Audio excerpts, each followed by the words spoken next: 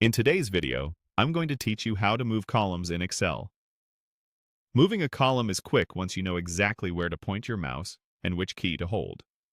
We'll use Excel's built-in drag and drop feature so you can reposition a column without overwriting anything.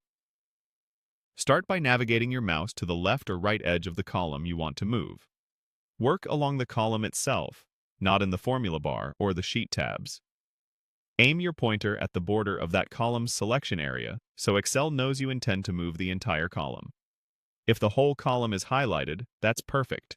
If not, hovering on the column's border will still give you the right handle. A helpful check here is to avoid the thin divider line between column letters at the very top. That's the resize handle, and we'll try to change width instead of moving. As you hover on that border, the mouse pointer should change into a four-sided arrow. This is the move cursor, and it's your visual confirmation that Excel is ready to drag the column.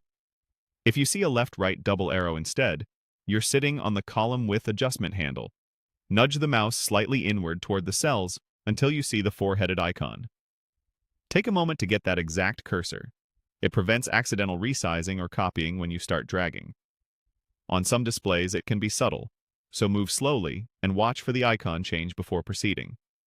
Now press and hold the Shift key and start moving the column by clicking and dragging. Keep the Shift key held the entire time you drag.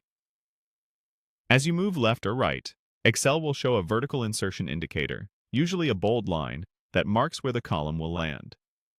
Position that indicator exactly where you want the column to go, either before or after another column. Then release the mouse, and finally let go of Shift. Using Shift tells Excel to insert the column in the new spot rather than overwriting data.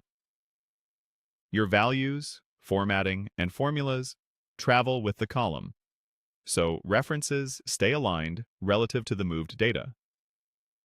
If you're working with multiple adjacent columns, you can drag them together the same way once they're part of the same selection border. If the column doesn't move, check that you had the four-sided arrow before you dragged, and that Shift stayed pressed from the start of the drag to the drop. With a little practice, this becomes a smooth, reliable way to reorganize your sheet without cutting and pasting.